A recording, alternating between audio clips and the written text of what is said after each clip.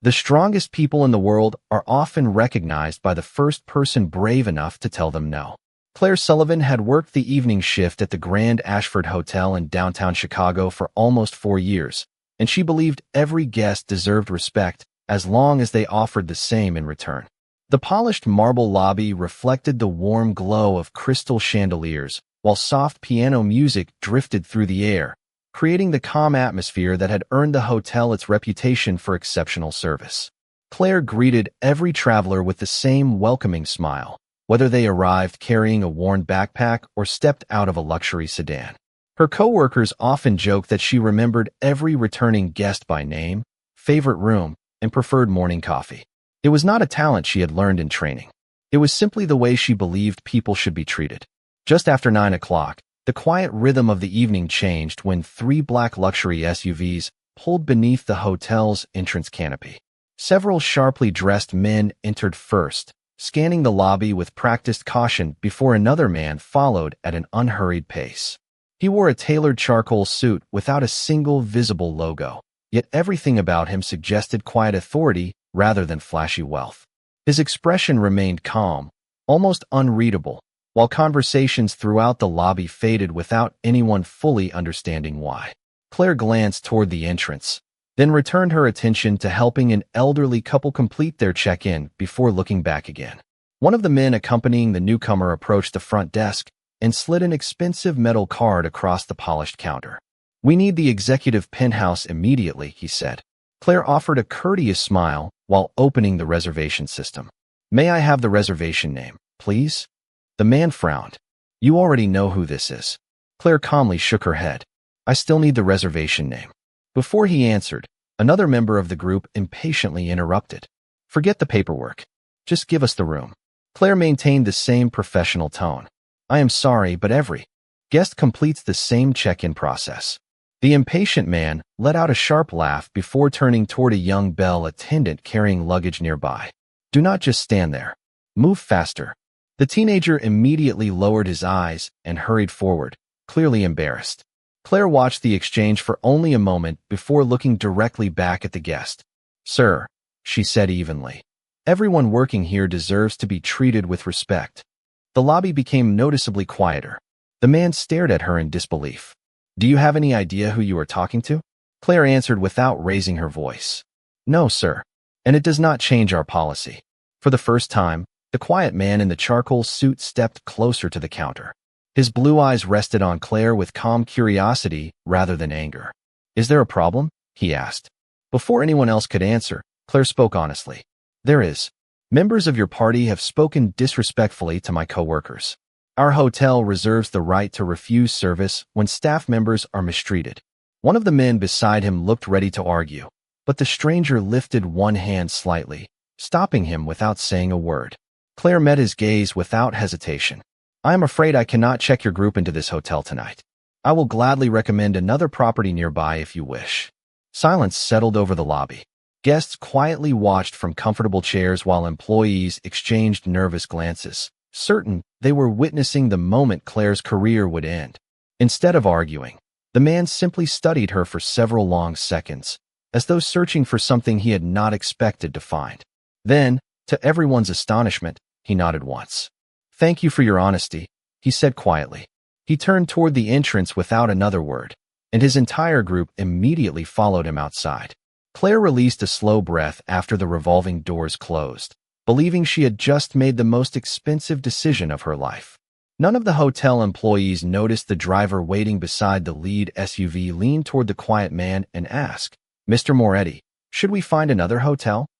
Vincent Moretti looked back through the glass doors at the woman still standing behind the front desk before answering with the faintest hint of a smile. "No," he said. "Tomorrow night, I am coming back alone." The longest night is often the one spent waiting for a punishment that never arrives. Claire Sullivan barely slept after finishing her shift at the Grand Ashford Hotel. Every time she closed her eyes, she replayed the moment she had refused service to the quiet man and his entourage. She had followed company policy exactly as she had been trained, yet she knew that rules often became fragile when powerful people were involved. By the time the Chicago sunrise painted pale gold across the skyline, She had already convinced herself that a phone call from Human Resources or the hotel's corporate office would arrive before noon. Instead, her phone remained silent. When Claire reported for work that afternoon, the atmosphere behind the front desk felt unusually tense. Several coworkers immediately stopped talking as she approached. The young bell attendant she had defended the previous evening offered her a grateful smile before quietly returning to his luggage cart. Another receptionist leaned closer and whispered, "The general manager wants to see you." Claire nodded calmly, although her heartbeat quickened as she walked toward the management offices. Richard Coleman, the hotel's general manager, stood beside the large window overlooking Michigan Avenue with his arms folded across his chest. He was known for valuing excellent guest service above almost everything else, especially the satisfaction of high-profile clients. Without inviting Claire to sit, he asked, "Do you understand who you turned away last night?" Claire answered honestly, "No, sir." Richard let out a slow breath. "Neither do I, and that is exactly what concerns me. My overnight manager said the entire lobby fell silent when those people arrived. Expensive vehicles, professional security, private drivers. They were obviously important." Claire kept her voice steady. "They may have been important, but one of them humiliated a member of our staff. Our employee handbook gives us the authority to refuse service if guests become abusive toward employees." Richard looked at her for several seconds before giving a reluctant nod. "You did follow policy. That is the only reason this conversation is not ending differently." Claire blinked in surprise. "You are not firing me." "Not today," Richard replied. "Frankly, I expected an attorney to call before breakfast or a corporate complaint demanding your termination. Nothing happened." He picked up a sheet of paper from his desk. "No complaint, no review, no refund request. Nothing." Claire quietly thanked him before returning to the front desk, although the strange silence disturbed her even more than anger would have. Throughout the afternoon, employees continued speculating about the mysterious guest. Some believed he was a billionaire investor. Others guessed he was a foreign diplomat traveling without publicity.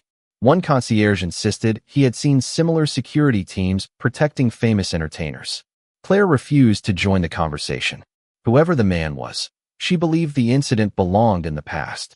As evenings settled over the city and the lobby filled with arriving guests, Claire gradually relaxed into the familiar rhythm of checking in travelers, answering questions, and arranging transportation. For several peaceful hours, nothing unusual happened. Then, precisely at 9 o'clock, the revolving doors turned once again. Claire looked up automatically and immediately recognized the same charcoal suit. This time there were no black SUVs lining the entrance, no group of impatient men, and no visible security surrounding him. Vincent Moretti walked into the lobby carrying only a small leather overnight bag. He waited patiently in the regular check-in line behind a family returning from a baseball game and an elderly couple celebrating their anniversary. When his turn finally arrived, he placed a valid driver's license and a credit card on the counter before offering Claire the same calm expression she remembered from the night before. "Good evening," he said politely. "I have a reservation under Vincent Moretti." Claire hesitated for only a heartbeat before opening the reservation system. The booking was genuine. 1. Standard executive room for a single night. No special requests. No luxury suite. No demands. No notes from management. She slowly looked back at him, unable to understand why one of the most powerful men she had ever encountered had returned alone after being refused service. Vincent simply waited with quiet patience before adding one unexpected sentence. "I hope tonight I have earned the chance to be treated like every other guest." Respect grows quietly, often in conversations so ordinary that nobody notices they are changing two lives forever. Claire Sullivan completed Vincent Moretti's check-in exactly as she did for every other guest. She verified his identification, confirmed his reservation, explained the breakfast hours, and handed him a room key with a polite smile. "You are in room 814. The elevators are to your left. If there is anything you need during your stay, please let us know." Vincent accepted the key card with a grateful nod. "Thank you, Miss Sullivan." Claire looked up in mild surprise. She had never introduced herself. Seeing the question in her eyes, Vincent smiled faintly. "Your name tag," he explained before walking toward the elevators. Claire quietly laughed at herself, realizing she had overthought a perfectly ordinary moment. The rest of her shift passed without incident until nearly 11 o'clock, when she noticed Vincent crossing the lobby again. He was not carrying luggage, nor did he appear ready to retire for the evening. Instead, he stopped beside the small coffee station near the fireplace, poured himself a cup of black coffee, and sat alone with a newspaper someone had left in the lounge earlier that evening. Every few minutes, guests approached the front desk with routine questions about restaurant recommendations, airport transportation, or nearby attractions. Claire remained busy, occasionally noticing Vincent reading in comfortable silence. Nearly an hour later, after the lobby had grown quiet, Vincent returned to the front desk carrying his empty coffee cup. "May I ask you something?" he said politely. Claire nodded. "Of course. Do you always defend your coworkers that way?" She paused before answering. "I try to." Vincent rested one hand lightly on the counter. "Even if it could cost you your job?" Claire smiled gently. "A job can be replaced. Self-respect is much harder to recover once you lose it." Vincent considered her answer longer than she expected. Not many people believe that anymore. Claire shrugged lightly. "My father spent 35 years as a Chicago firefighter. He always told me that character becomes visible when standing up for someone offers no personal benefit." Vincent lowered his eyes briefly, as though quietly reflecting on her words. "He sounds like a wise man." "He is," Claire answered warmly. "Although he retired last year, he still believes every problem can be solved with honesty and strong coffee." For the first time, Vincent laughed softly, the reserved expression he carried so naturally giving way to something unexpectedly genuine. "He and I might agree on the coffee." Before Claire could reply, another guest approached requesting assistance with an early morning airport shuttle. Vincent stepped aside without interrupting, waiting patiently until the conversation ended. "I should let you get back to work," he said. "Thank you for answering my question." "You are welcome," Claire replied. "Have a pleasant evening, Mr. Moretti." Vincent inclined his head before walking toward the exit instead of the elevators. Claire watched him disappear through the revolving doors, assuming he had stepped outside for fresh air. 20 minutes later, housekeeping called the front desk with a routine question. "Has the guest in room 814 checked out early?" Claire frowned. "No." "What?" "The room has not been touched. The bed is still perfectly made, and his overnight bag is gone." Claire glanced toward the entrance where Vincent had left only minutes earlier. Confusion slowly settled over her. He had reserved a room, checked in without complaint, spent less than 2 hours in the lobby, and quietly walked away without ever using the accommodations he had paid for. Across town, Vincent settled into the back seat of a waiting sedan outside one of his own luxury residences. His longtime driver glanced at him through the rearview mirror before asking the question he had been wondering since the previous night. "Sir, are we going home now?" Vincent looked back toward the distant lights of the Grand Ashford Hotel and answered with complete certainty. "Yes, and tomorrow evening, make sure I arrive just before 9 o'clock again." The smallest routines often become the moments people miss the most when they suddenly disappear. 3 evenings passed, and Vincent Moretti arrived at the Grand Ashford Hotel at precisely 8:55 every night. He never requested the penthouse. He never asked for special treatment. He reserved the same executive room, carried the same small leather overnight bag, and greeted every employee with quiet courtesy before spending most of his visit in the hotel lobby instead of upstairs. Claire Sullivan gradually stopped expecting another surprise.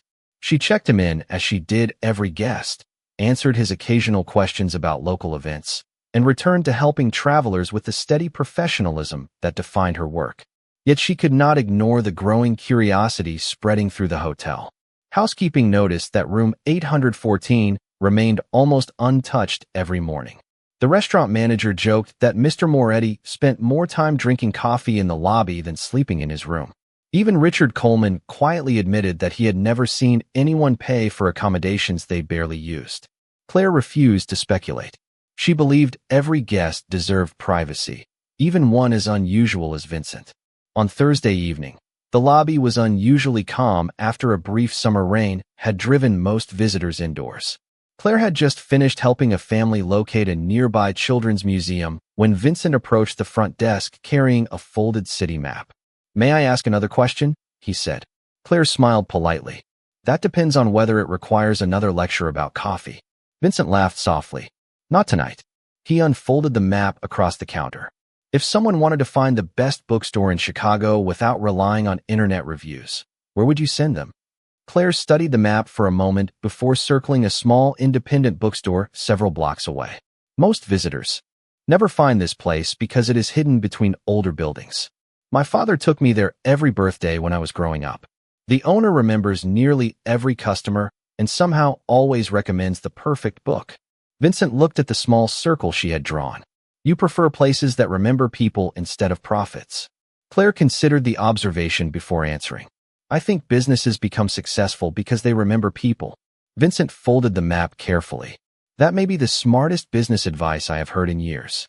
Before Claire could respond, a middle-aged guest hurried toward the front desk carrying an expensive leather wallet. Excuse me, the man said breathlessly. Someone dropped this near the entrance. Claire accepted the wallet and immediately checked inside for identification. Thank you. We will contact the owner. After the guest walked away, she noticed several $100 bills neatly organized beside credit cards and family photographs.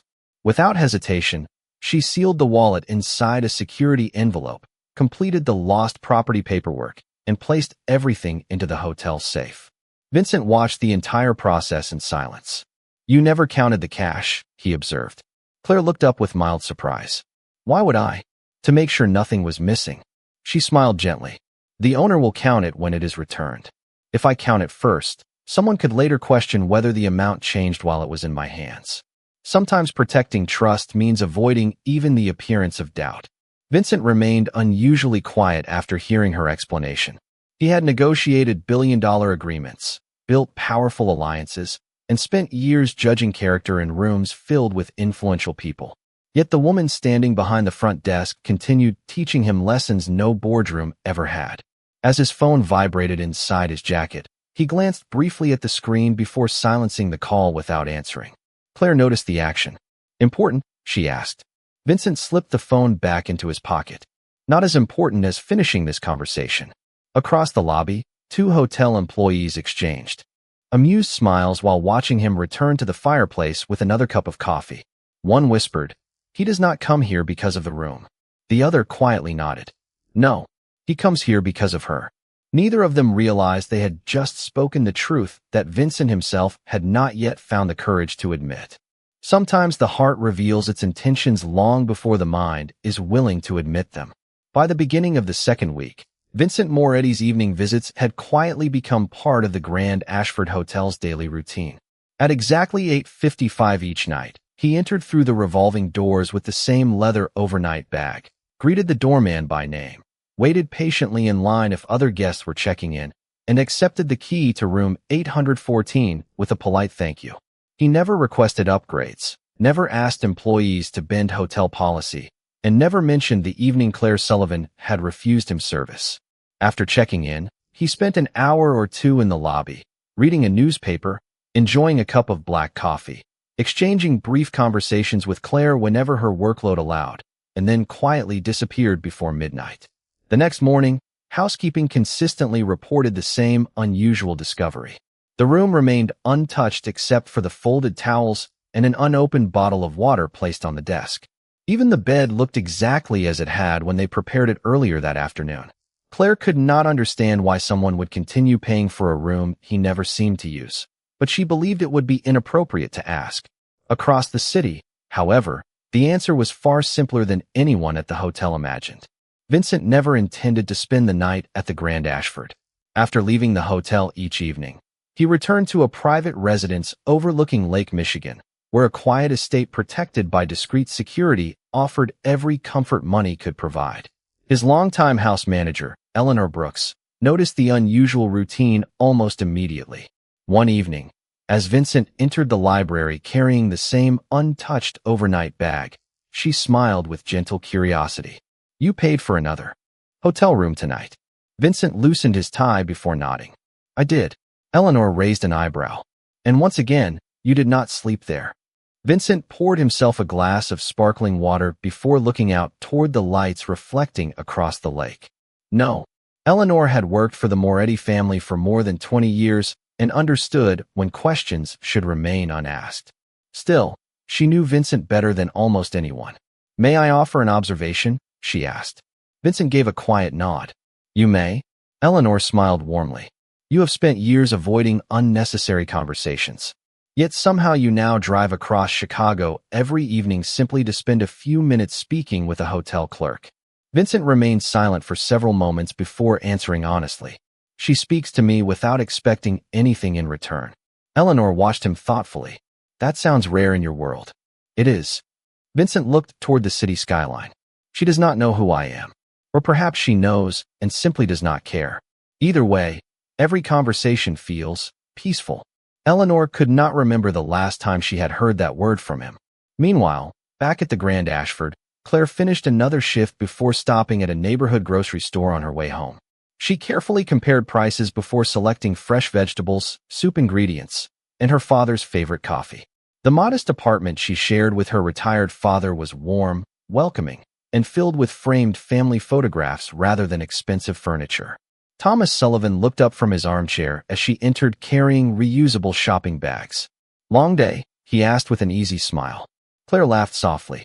Not difficult, just unusual. While preparing dinner together, she briefly mentioned the mysterious hotel guest who continued reserving rooms without staying overnight.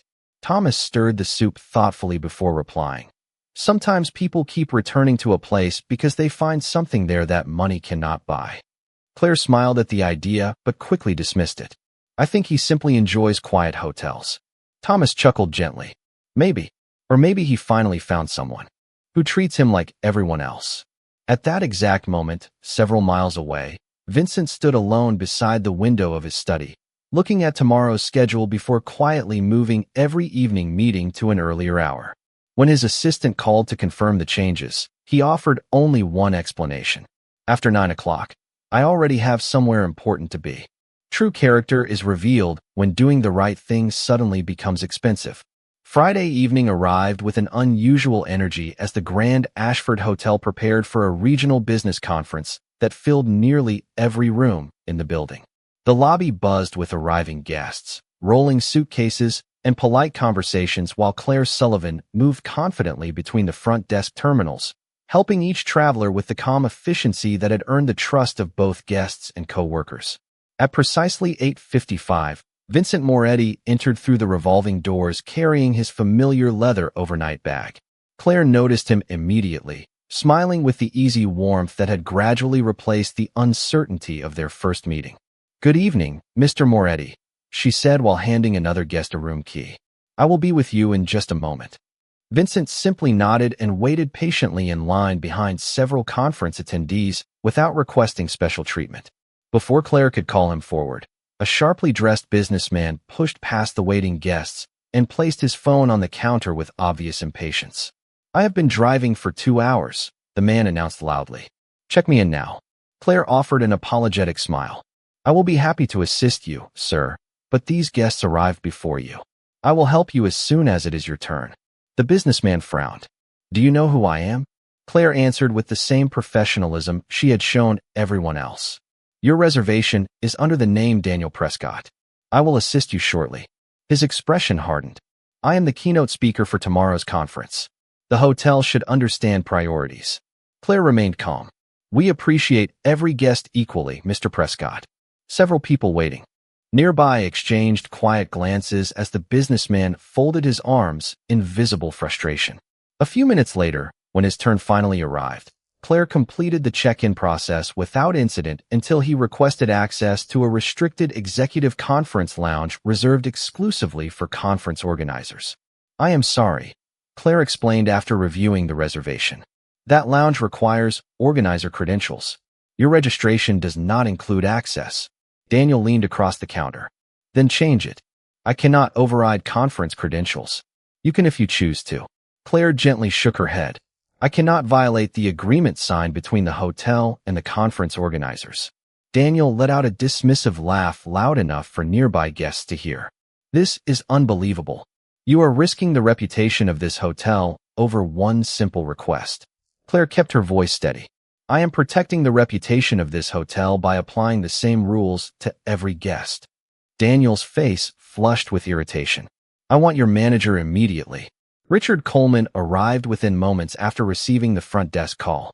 Daniel wasted no time accusing Claire of poor customer service, claiming she had embarrassed an important client and intentionally refused reasonable assistance. Several guests quietly watched the exchange while Claire stood respectfully, allowing her manager to speak first. Richard looked toward Claire before asking a simple question. Did she follow hotel policy? Daniel answered before anyone else could. Policy is irrelevant when customer relationships are involved.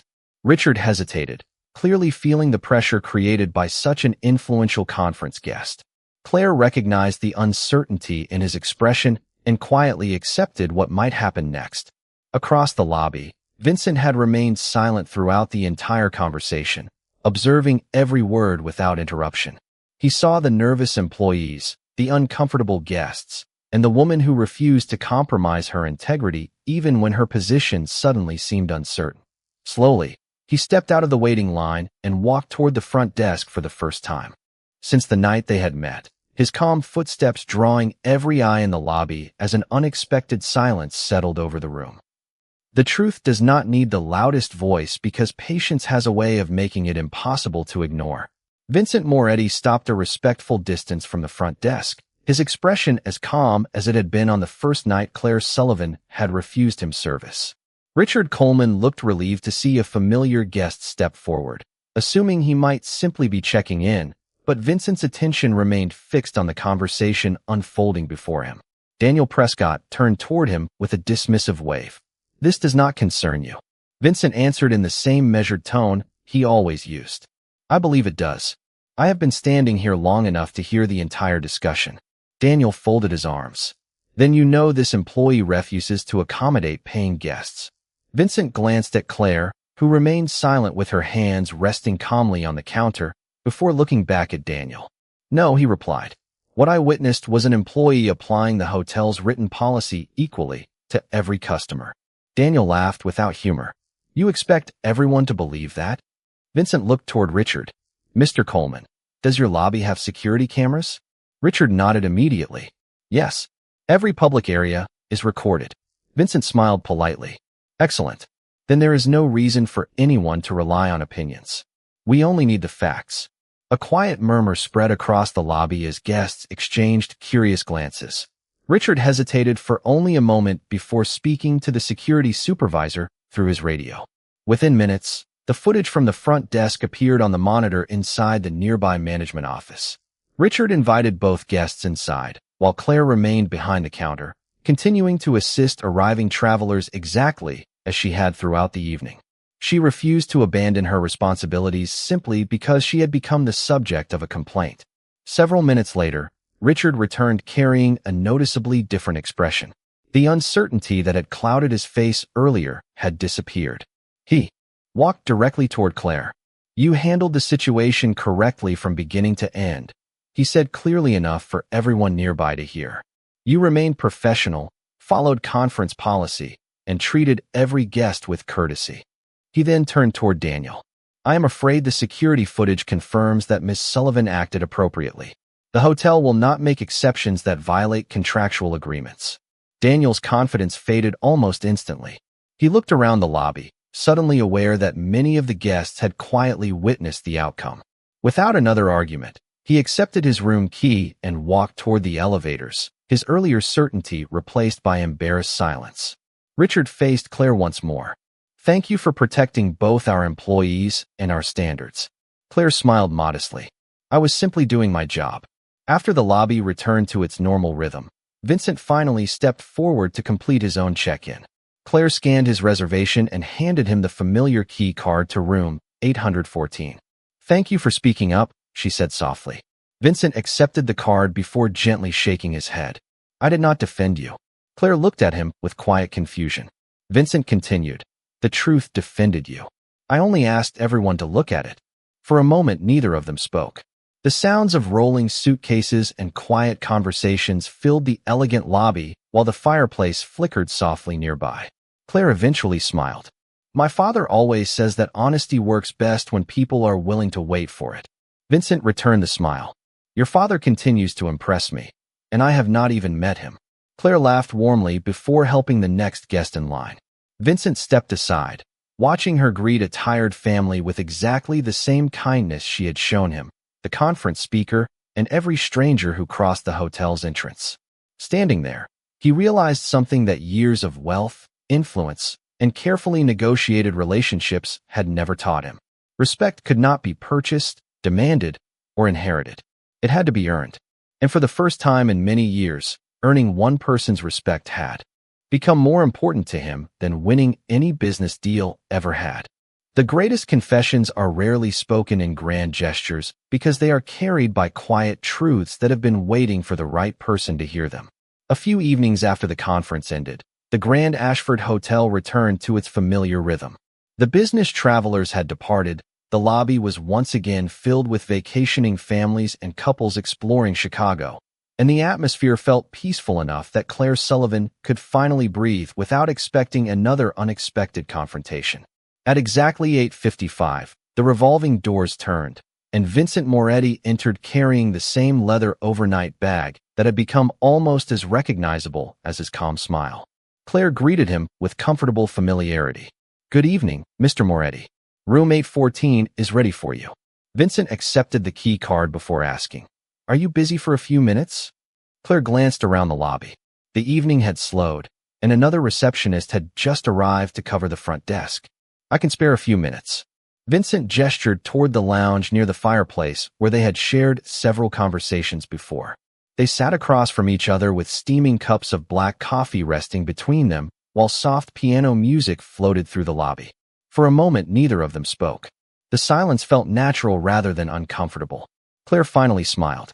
"You look like someone trying to decide whether to ask a difficult question." Vincent looked into his coffee before quietly answering, "Actually, I think I need to answer one." Claire tilted her head with gentle curiosity. Vincent took a slow breath. "You have probably wondered why I keep reserving the same room every evening." Claire laughed softly. "I would be lying if I said the thought had never crossed my mind." Vincent nodded. "The truth is that I have never needed the room." Claire waited without interrupting. "I own homes that are larger than this hotel floor." Vincent continued with complete honesty. "I could stay almost anywhere in the city without making a reservation. Every night after leaving here, I drive home." Claire blinked in surprise. "Then why do you keep coming back?"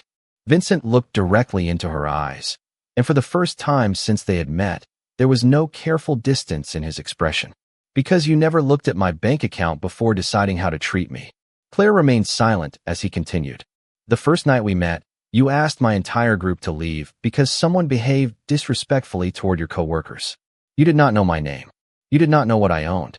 You did not care whether refusing me might create problems for your career. You only cared about doing what was right." He smiled faintly. "I cannot remember the last time someone spoke to me without expecting an advantage, a favor, or an opportunity."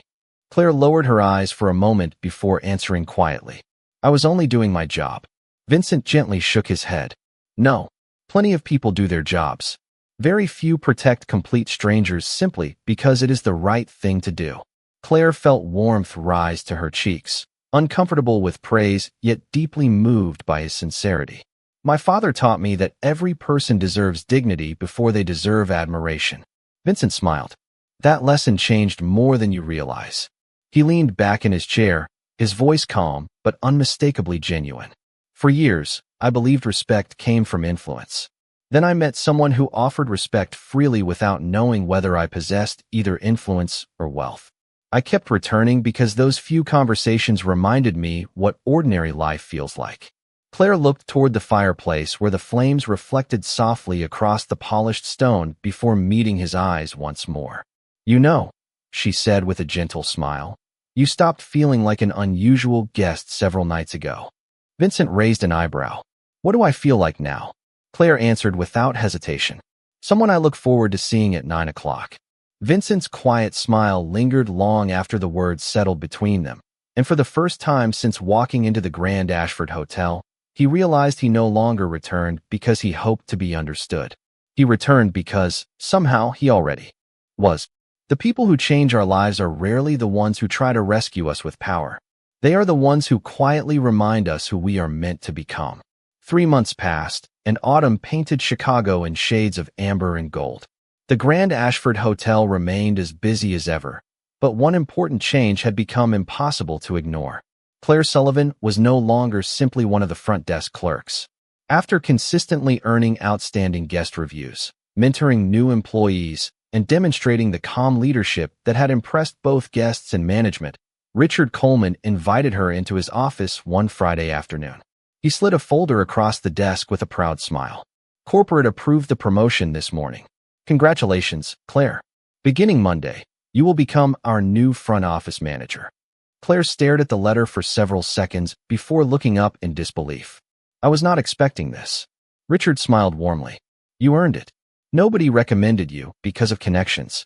Nobody asked us for favors. Your work spoke for itself."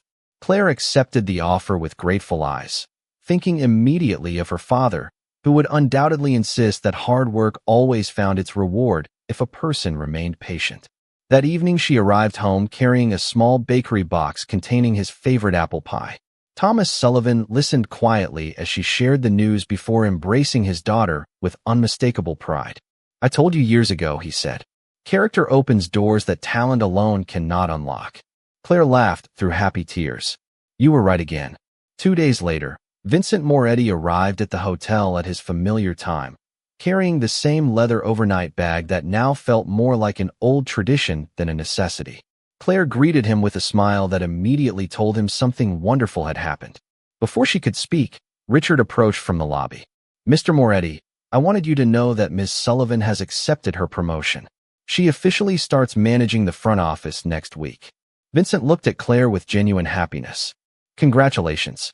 I cannot imagine anyone more deserving." Claire thanked him before quietly adding, "It feels different knowing I earned every step." Vincent answered without hesitation, "That is exactly why it matters." Later that evening, after the lobby settled into its usual peaceful rhythm, they walked together toward the hotel's outdoor courtyard where strings of warm lights glowed above small garden tables. The cool autumn air carried the scent of fresh coffee from a nearby cafe, while distant city traffic blended into a comfortable background hum. Vincent stopped beside a fountain and looked at Claire with the same quiet honesty that had slowly become natural between them. "There is something I have wanted to ask you for quite some time." Claire smiled gently. "Go ahead." Vincent took a slow breath. "I spent years believing that solving problems meant writing checks, making phone calls, or opening doors with influence.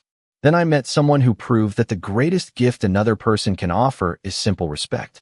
I do not want to change your life with money because you have already built a life worth admiring. I only want the opportunity to become part of it, one ordinary day at a time. Would you allow me to take you to dinner this weekend?"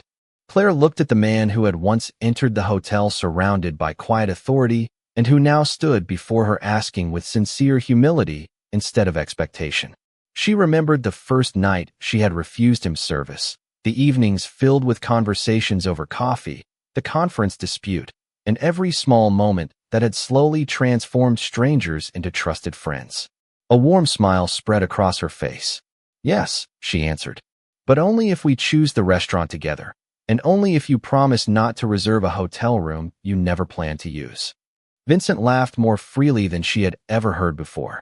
"That seems like a fair condition." As they walked toward the hotel entrance side by side, neither of them noticed the doorman smiling quietly to himself. He had watched countless guests come and go through those revolving doors, but very few had entered searching for a room and left having found a home in another person's heart.